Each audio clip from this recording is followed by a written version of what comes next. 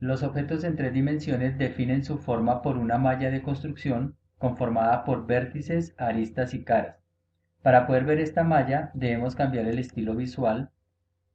Voy a acceder a figura alámbrica, wireframe, y de esta manera podemos ver los vértices, las aristas y las caras o polígonos. Todos los elementos en 3D están formados de una malla con estos componentes.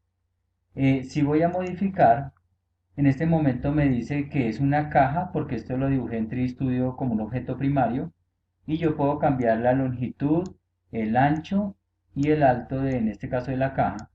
Sin embargo, no puedo acceder a modificar los componentes básicos como vértices, aristas o caras.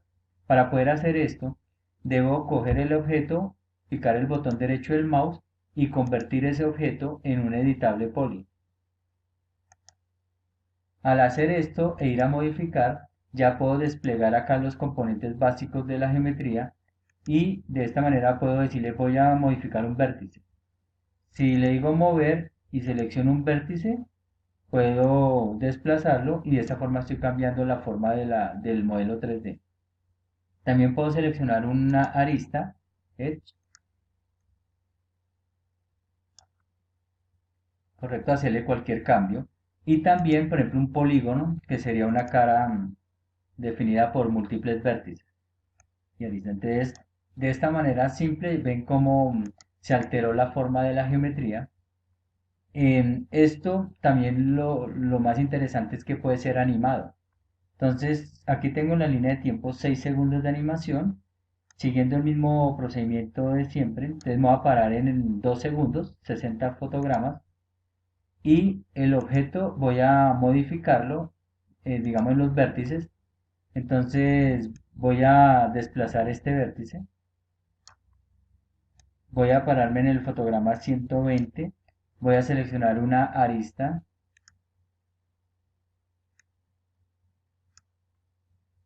y por último en el 180 voy a seleccionar un polígono y también lo desplazo.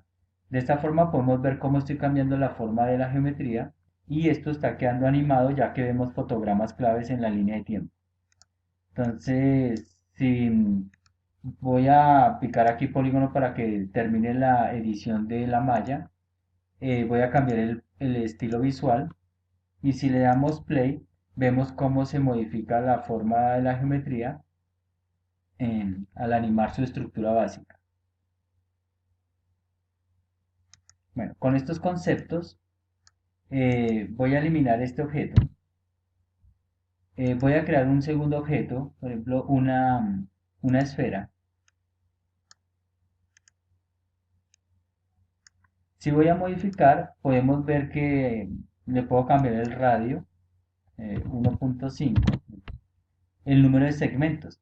Entonces, si nuevamente cambio el estilo visual y vemos la malla, podemos ver que los segmentos definen la cantidad de vértices, aristas y caras. Si le doy un número muy bajo, por ejemplo 6 segmentos, ya pierde hasta la forma, o sea, ya no se ve como una esfera.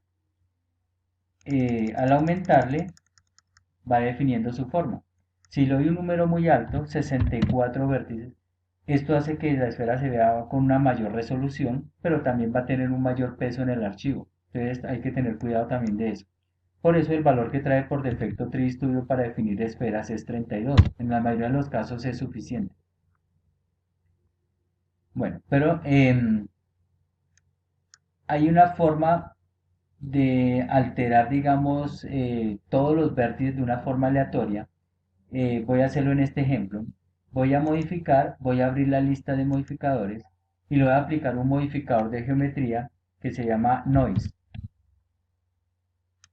que eso traduce ruido. Cuando yo aplico este modificador, entonces podemos ver acá unos parámetros. Voy a volver a cambiar el estilo visual y puedo decirle que sea fractal. Y aquí donde dice Strength, fuerza, voy a aplicarle una fuerza en el eje X, Y, Z para empezar a deformar la esfera. Entonces le voy a decir que tenga punto 5, punto 5 en Y y punto 5 en Z. Entonces, como ven, él efectúa una fuerza en cada uno de los ejes, modificando o alterando la forma de la esfera. Esto también, si yo activo aquí la opción que dice animación, automáticamente ya le dio una animación a esa deformación de geometría causada por el noise. Si le doy reproducir, obtenemos este efecto. Esto es lo que hace noise de forma aleatoria. Entonces vemos cómo la esfera tiene una representación diferente, parece gelatinosa y nos da un movimiento aleatorio. Si queremos modificar la velocidad del movimiento, acá dice frecuencia. Entonces está en punto 25. Si le doy punto 0,5, un valor más bajo, podemos ver que el movimiento se hace mucho más lento.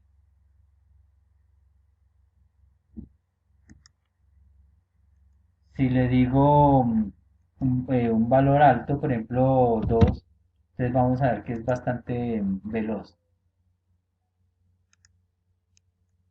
Entonces le voy a dejar un valor de punto 1.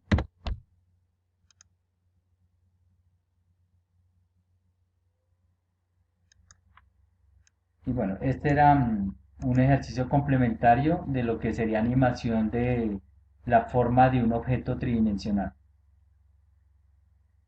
Voy a eliminarlo y por ahora esto lo podemos hacer con cualquier figura. O sea, no importa si es un cilindro, la forma que sea.